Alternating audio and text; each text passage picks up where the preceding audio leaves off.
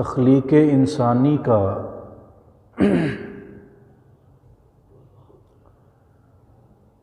بنیادی مقصد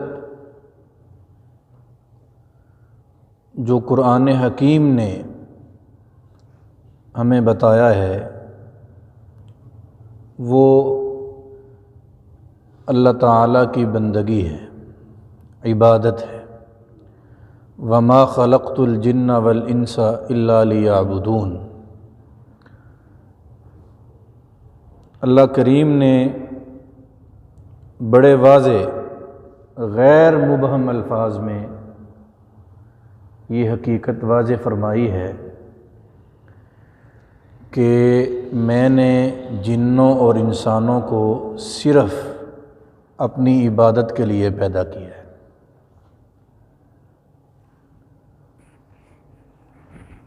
عبادت کیا ہے؟ عبادت یہ ہے کہ اپنے آپ کو کسی عزت والے کے سامنے کمتر ظاہر کرنا۔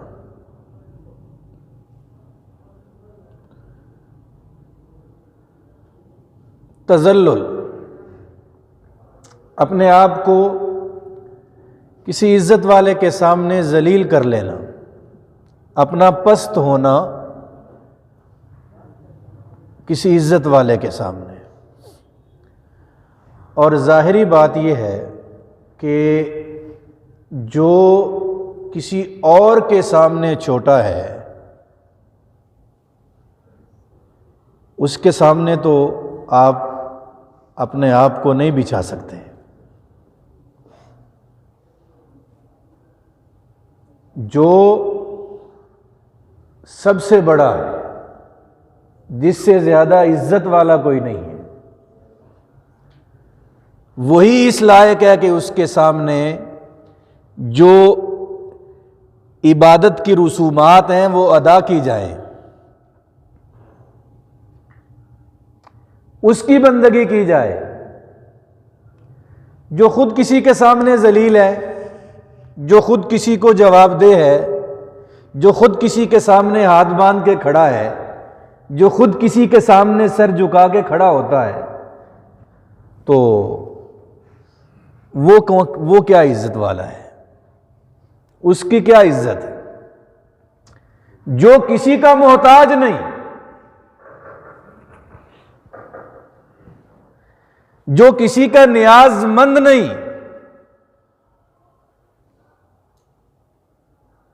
جو کسی کے سامنے مجبور نہیں، بے بس نہیں، لاچار نہیں،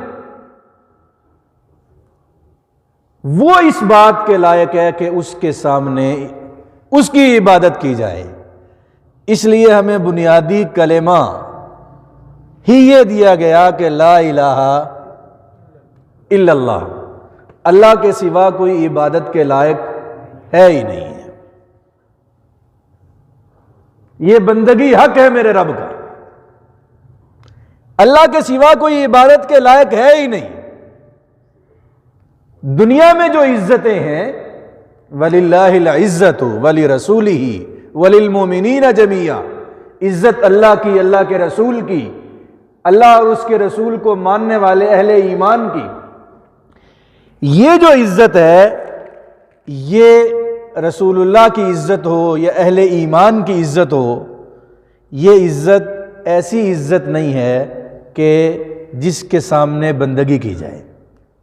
ایسا اعزاز، ایسا رتبہ، ایسا مقام صرف اللہ کے پاس ہے کہ اللہ کے سامنے عبادت کی جائے۔ یہ عرض کیا تھا کہ عبادت کا یہ جو معنی ہے، تذلل، اپنے آپ کو کسی عزت والے کے سامنے کمتر، چھوٹا، پست، حقیر کر کے پیش کرنا، عبادت کا یہ معنی، یہ جو اسلام کی بڑی بڑی عبادات ہیں ان میں نماز میں پایا جاتا ہے۔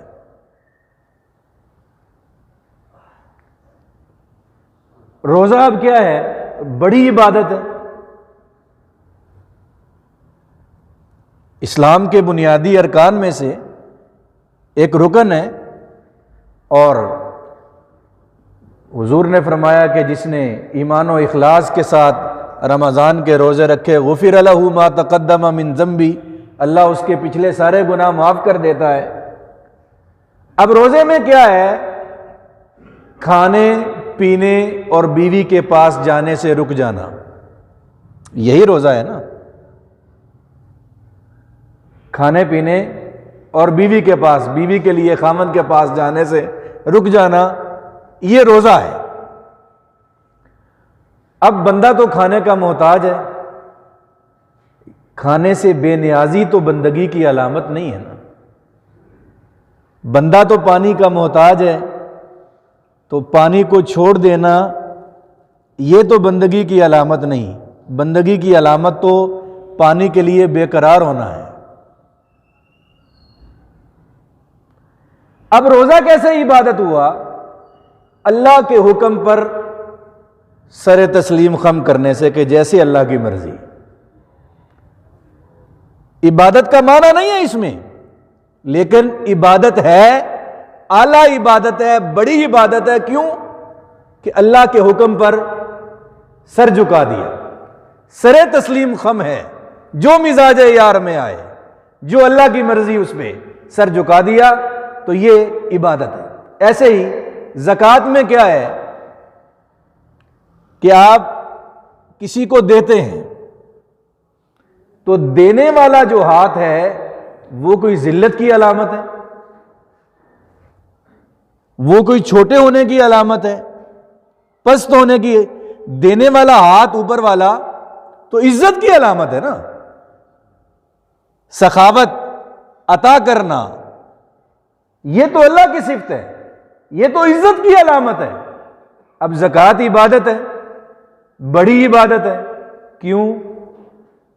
کہ اللہ کے حکم پر سر جھکا دیا، جیسی اللہ کی مرضی، جو اللہ کا مطالبہ، جو وہ چاہے ہم ماننے کے لیے تیار ہیں۔ تو عبادت کی جو اصل روح ہے نا، بندگی، یہ نماز میں ہے۔ اللہ اکبر کہہ کے ہاتھ باندھ لیے، سر جھکا دیا، آپ کے حلیے نے بتا دیا، آپ کے کھڑے ہونے نے بتا دیا کہ آپ کسی بڑے کے سامنے کھڑے ہیں، کسی عزت والے کے سامنے کھڑے ہیں، کچھ مانگ رہے ہیں، کوئی مناجات کر رہے ہیں، اپنے آپ کو محتاج ظاہر کر رہے ہیں۔ اس سے آگے چل کے آپ اپنے پورے قد کے ساتھ جھک جاتے ہیں، رکوع میں چلے جاتے ہیں۔ اب دنیا میں کسی چودھری کے سامنے، کسی S P D S P کے سامنے، کسی وزیر مشیر کے سامنے، کسی حکمران کے سامنے آپ کتنے ہی مجبور کیوں نہ ہوں، رکوع کرنے کے لیے تیار ہوتے ہیں؟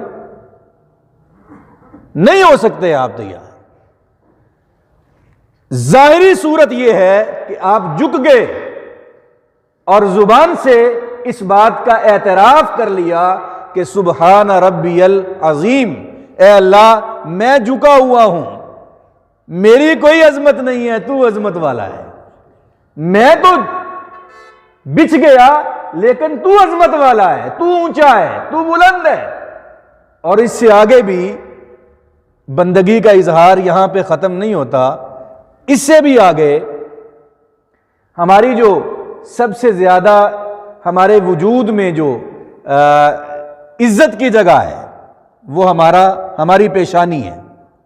ہمارے وجود میں ہمارے وقار کی، ہماری عزت کی، ہماری وجاہت کی جو سب سے بڑی جگہ ہے، علامت ہے، وہ ہماری پیشانی ہے۔ تو ہم نے اپنی پیشانی کو، جو ظاہری طور پر سب سے نیچی جگہ ہے زمین، ہم نے وہاں پر جو ہے اپنی پیشانی کو زمین پہ رکھا کہ پیشانی سے زیادہ میرے پاس عزت والی چیز کوئی نہیں، اور زمین سے نیچے کوئی اور جگہ نہیں کہ جہاں پر میں جا کے یہ پیشانی رکھ دوں۔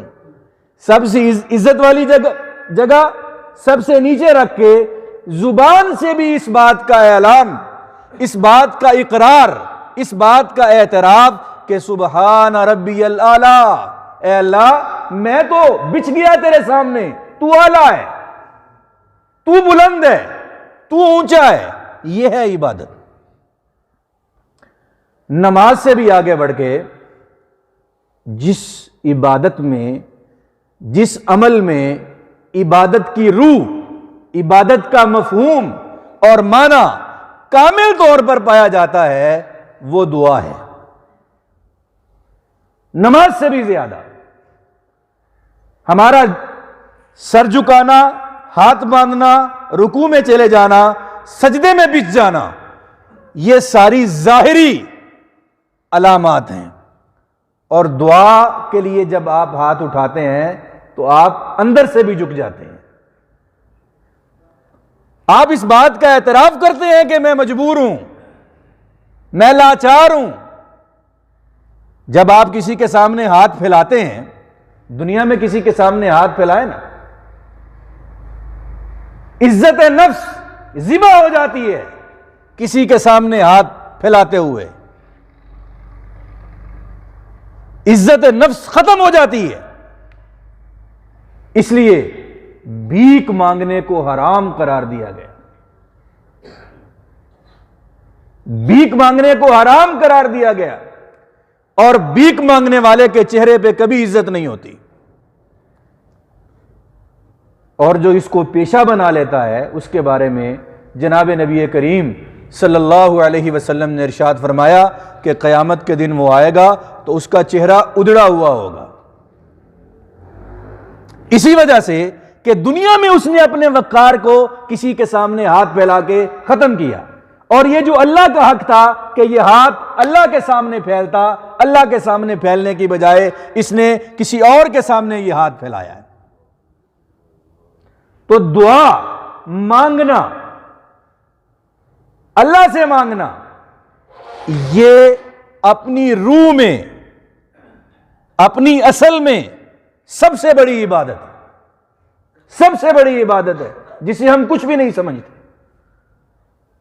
اسی لیے جناب نبی کریم صلی اللہ علیہ وسلم نے فرمایا کہ الدعاء مخ العبادہ، دعا عبادت کا نچوڑ ہے، دعا عبادت کا مغز ہے، دعا عبادت کی روح ہے. دعا بڑی عبادت ہے. اور جو آیت میں نے آپ کے سامنے پڑھی ہے، اللہ تعالیٰ نے فرمایا کہ ادعونی وقال ربکم ادعونی، مجھ سے مانگو استجب لکم، میں دوں گا، میں قبول کروں گا. مجھ سے مانگو میں قبول کروں گا. اس آیت کی تفسیر میں مفسرین نے بڑی بحث کی ہے، اور علماء امت کا اس بات پہ اتفاق ہے کہ ایمان والے کی ہر دعا قبول ہوتی ہے. یہ جو اللہ کا وعدہ ہے یہ وعدہ پورا ہوتا ہے. ایمان والے کی ہر دعا پوری ہوتی ہے، ہر دعا قبول ہوتی ہے. لیکن دعا کی قبولیت کی صورتیں مختلف ہیں، وہ مختلف صورتیں ہیں. میں نے جو مانگا مجھے وہ مل گیا تو میں سمجھتا ہوں کہ میری دعا قبول ہو گئی. بعض اوقات ایسا ہی ہوتا ہے کہ ہم نے اللہ سے کوئی خیر مانگی، کوئی بلائی مانگی یا کوئی متعین چیز مانگی، اللہ نے وہ عنایت فرما دی تو ہم سمجھتے ہیں کہ ہماری دعا قبول ہو گئی.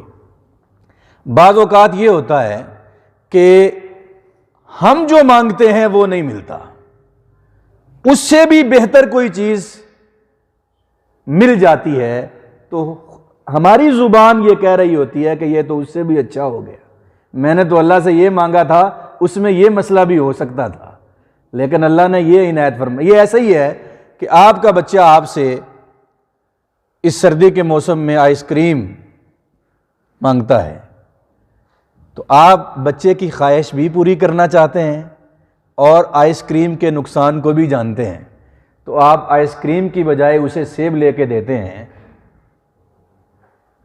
بچہ آئس کریم مانگ رہا ہے لیکن آپ اس کو سیب لے کے دیتے ہیں. بچے کو اس بات کا پتہ نہیں ہے کہ آئس کریم میں کیا نقصانات ہیں. ابھی اس کو اس بات کا اندازہ نہیں ہے، اتنا شعور نہیں ہے، آپ کو ہے، تو اللہ اپنے ازلی علم کی بنیاد پہ ہماری بہتری جانتے ہوئے بعض اوقات ہمارے لیے بھی ایسے ہی فیصلہ کرتا ہے کہ ہم جو مانگتے ہیں اللہ وہ نہیں دیتا، اللہ اس سے بہتر کوئی اور چیز عنایت فرما دیتا ہے۔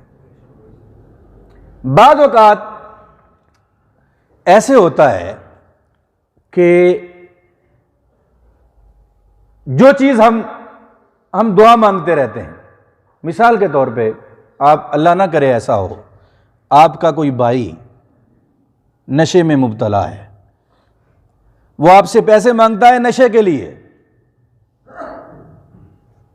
اگر آپ اس کو پیسے دیں گے وہ نشہ کرے گا، تو آپ کے دل میں ہے کہ میرا بھائی مجھ سے پیسے مانگ رہا ہے، اگر میں دوں گا تو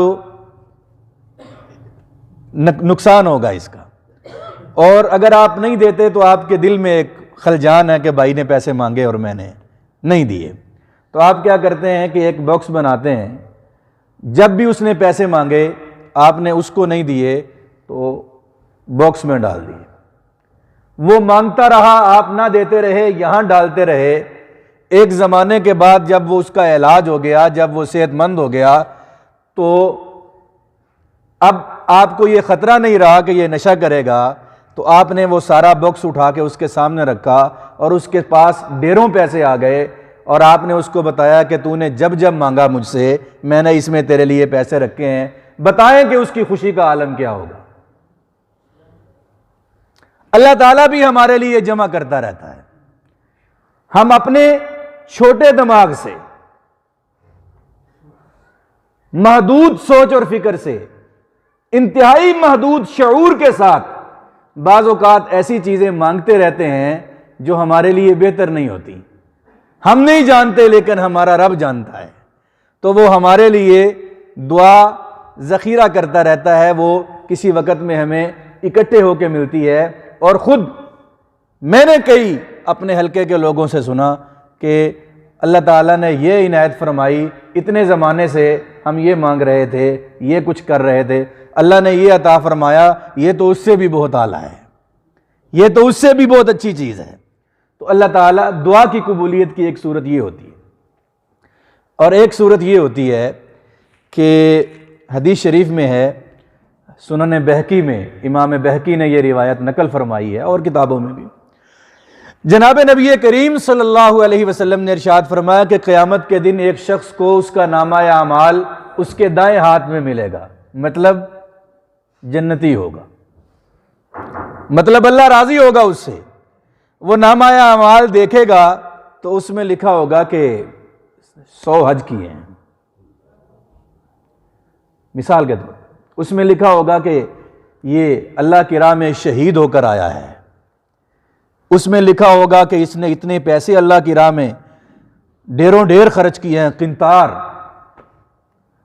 پہاڑوں جیسی مقدار خرچ کی ہے، تو وہ بند کرے گا نامہ اعمال کو اور کہے گا کہ یا اللہ یہ تو میرا نامہ اعمال نہیں ہے، میں تو غریب آدمی تھا، ساری زندگی مزدوری کرتا رہا، دعا کرتا رہا کہ یا اللہ مجھے اتنے پیسے دے کہ میں تیرے گھر میں حاضر ہوں حج کے لیے، ساری زندگی اسی خواہش میں رہا، اسی خواہش کو لے کے قبر میں اترا، میں نے حج کیا ہی نہیں، میرے پاس پیسے تھے ہی نہیں کہ میں تیرے راستے میں خرچ کرتا،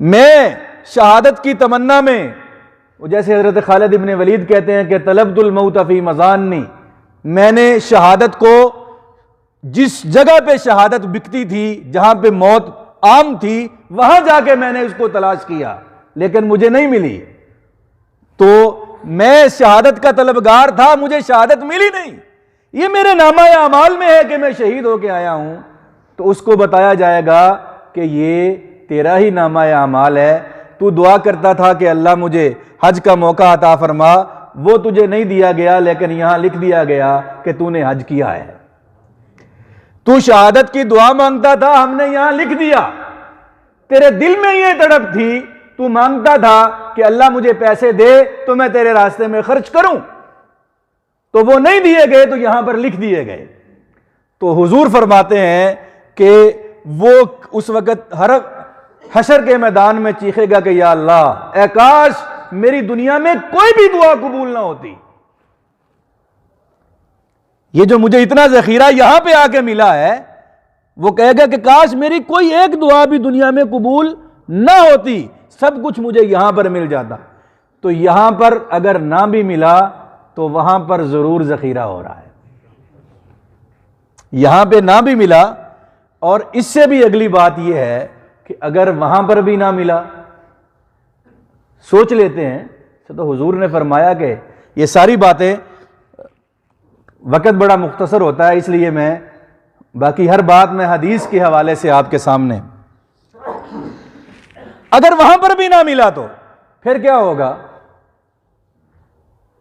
اگر پھر بھی نہ ملا تو اس کے باوجود بھی دعا ایک عظیم عبادت ہے، دعا ایک بڑی عبادت ہے، عبادت کا اجر کہیں نہیں گیا، عبادت کا ثواب وہ لکھ دیا گیا، وہ کہیں نہیں گیا۔ دعا میں جو مانگ رہے ہیں وہ ابھی نہیں ملا، دیر سے نہیں ملا، بدل کے نہیں ملا، حشر میں نہیں ملا، لیکن جو عبادت کا اجر ہے وہ ضرور لکھ دیا گیا، اور یہ اتنا بڑا اس کا اجر ہے۔ مکتوبات امام ربانی شیخ مجدد الفسانی، ہمارے ہندوستان کے جو بڑا نامور نام ہے ہمارے بزرگوں میں، اکبر دین اکبری کے سامنے کھڑے ہونے والے مغل بادشاہوں کے زمانے میں، تو ان کے مکتوبات، ان کے خط ہیں جو انہوں نے لوگوں کو لکھے، تو وہ اب کتابی صورت میں وہ بڑا علمی ذخیرہ ہے، بہت جاندار چیز ہے۔ تو اس میں کسی نے خط لکھا ہے ایک مجدد الفسانی کو کہ حضرت دعا افضل ہے یا جہاد افضل ہے؟ سوال دیکھیں آپ، اگر عام عقل سے، عام مولوی کے دماغ سے اس بات کو دیکھیں تو دعا اور جہاد میں کوئی جوڑ ہی نہیں ہے۔ جہاد فرض ہے، دعا کی فرض نفل واجب میں کوئی حیثیت نہیں ہے، کوئی سوال بنتا ہی نہیں کہ دعا افضل ہے یا جہاد افضل ہے۔ جہاد کے فضائل پر قرآن بھرا پڑا ہے، جناب نبی کریم صلی اللہ علیہ وسلم کی سینکڑوں احادیث ہیں۔ امام ابن عبد البر نے ایک حدیث کی شرح میں، صحیح بخاری کی ایک حدیث کے شرح میں لکھا ہے کہ اس حدیث سے یہ معلوم ہوتا ہے کہ جہاد اللہ کے ہاں سب سے افضل عمل ہے۔ اس کا جوڑ کس کے ساتھ ہے؟ سوال کرنے والے نے پوچھا دعا کے ساتھ، کہ دعا افضل ہے یا جہاد افضل ہے۔ تو اب سوال کرنے والا بھی کوئی بڑے دماغ کا آدمی ہے، عام آدمی نہیں ہے جس نے یہ سوال کیا۔ کون ہے وہاں لکھا نہیں ہے۔ تو شیخ مجدد الفسانی نے، شیخ احمد سرہندی نے رحمت اللہ علیہ، اللہ ان کی قبر پہ کروڑوں رحمتیں نازل فرمائے، انہوں نے جواب دیا کہ دعا افضل ہے، کہ دعا افضل ہے، اور دلیل کے طور پر 3 باتیں لکھی۔ دلیل کے طور پہ ایک یہ لکھا کہ بہت سے انبیاء وَكَأَيٍّ مِّن نَبِيٍّ قَاتَلَ، بہت سے نبی وہ ہیں جنہوں نے جہاد کیا۔ اسی آیت سے معلوم ہوا، جو آیت یہ بتاتی ہے کہ بہت سے نبی جہاد میں گئے، کہ کچھ نبی ایسے بھی ہیں جو جہاد میں نہیں گئے، جن پہ جہاد اللہ کا حکم بن کر آیا ہی نہیں، اس زمانے میں جہاد کی ضرورت نہیں پیش آئی، تو بہت سے نبی جہاد میں گئے، بہت سے نبی جہاد میں۔ تو شیخ احمد سرہندی فرماتے ہیں کہ کوئی نبی ایسا نہیں ہے جس نے دعا نہ کی ہو۔ جہاد کے بغیر بہت سے انبیاء، لیکن دعا کے بغیر کوئی نبی نہیں ہے۔ دوسری بات یہ ارشاد فرمائی کہ بسا اوقات بڑے بڑے لشکروں سے وہ مسئلہ حل نہیں ہوتا جو اللہ تعالیٰ کے ہاں ایک مقبول دعا سے حل ہو جاتا ہے، اس لیے بھی دعا افضل ہے۔ اور تیسری چیز یہ ارشاد فرمائی کہ مجاہدین کیا کرتے ہیں؟ جب جہاد میں اتر جاتے ہیں دشمن کے مقابلے میں، جو جہاد کے لوازمات ہیں، جو شرائط ہیں، وہ پوری کر کے اللہ کے لیے، اللہ کی رضا کے لیے دشمن کے مقابلے میں اتر جاتے ہیں، پھر وہ کیا کرتے ہیں؟ پھر دعا کرتے ہیں۔ وہاں پر بھی ان کا وظیفہ کیا ہے؟ وہاں پر بھی ان کا اصل ہتھیار کیا ہے؟ تیر تلوار نہیں ہے، وہاں پر بھی اصل ہتھیار دعا ہے۔ اس لیے دعا جہاد سے افضل ہے۔ تو اگر نہ بھی ملی، یہاں نہ ملا جو مانگا، بدل کے نہ ملا، تاخیر سے نہ ملا، جمع ہو کے نہ ملا، حشر میں نہ ملا، تو عبادت کا جو ثواب ہے وہ تو کہیں پر گیا، وہ ملے گا ہی ملے گا، اور یہ بڑی عبادت ہے۔ اللہ اکبر۔ جو بات کر رہا ہوں میں کہ دعا ربکم ادعونی استجب لکم، اللہ نے وعدہ کیا ہے کہ دعا تم مانگو میں قبول کروں گا، تو دعا ہر حال میں قبول ہوتی ہے، دعا ہر حال میں، اس کی شکل اللہ جانتا ہے کہ اس کی قبولیت کی صورت کیا ہے، ٹھیک ہے۔ لیکن بعض معاملات ایسے ہیں جو دعا کی قبولیت میں رکاوٹ ہیں، جن کے ہوتے ہوئے دعا قبول نہیں ہوتی۔ انتہائی اختصار کے ساتھ، پہلی جو چیز ہے جو دعا کی قبولیت میں رکاوٹ ہے، وہ توجہ نہ ہونا ہے۔ ربنا آتینا فی الدنیا، امام نے کہہ دیا، ہم نے آمین کہہ دیا، نہ امام کو پتا کیا مانگا، نہ آمین والے کو پتا کیا مانگا، کیا ملے گا۔ ایک عام سے افسر کے سامنے، ایک عام سے کلرک کے سامنے آپ اپنی درخواست لے کے جائیں، درخواست پیش کریں اور اپنا منہ ادھر کر لیں، وہ آپ کی درخواست وصول کرے گا؟ نہیں کرے گا۔ آپ کسی کے سامنے درخواست رکھیں اور موبائل پہ بات کریں، وہ آپ کی درخواست سنے گا؟ اللہ کیسے سنے گا؟ اَمَّن یُجِیبُ الْمُضْطَرَّ اِذَا دَعَاهُ، اللہ تو مضطر کی سنتا ہے، اللہ مجبور کی سنتا ہے، اللہ بے قرار کی سنتا ہے، جو اس کی طرف متوجہ ہے۔ ہاتھ دعا کے لیے اٹھے ہیں اور دماغ آپ کا دکان میں گھوم رہا ہے، ہاتھ دعا کے لیے اٹھے ہیں اور ذہن کہیں اور ہے، یہ رسمی ہاتھ اٹھانا مانگنا اللہ کو یہ نہیں چاہیے میرے بھائی۔ اور اللہ ہر زبان جانتا ہے، عربی نہیں آتی کوئی بات نہیں ہے، اپنی زبان میں بے قراری کے ساتھ، اضطرار کے ساتھ، اللہ کی طرف پوری توجہ کے ساتھ آپ مانگیں گے تو اللہ ضرور سنے گا۔ اور اگر توجہ نہیں ہے تو ایک عام افسر نہیں سنتا، اللہ کیا سنے گا۔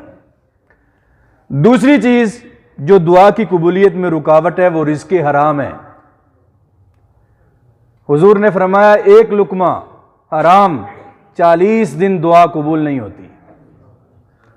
ایک آدمی کا مسئلہ حضور کی خدمت میں پیش کیا گیا اور پیش کرنے والے نے ساتھ یہ کہا کہ وہ دعا بھی مانگ رہا ہے، دعا قبول نہیں ہو رہی۔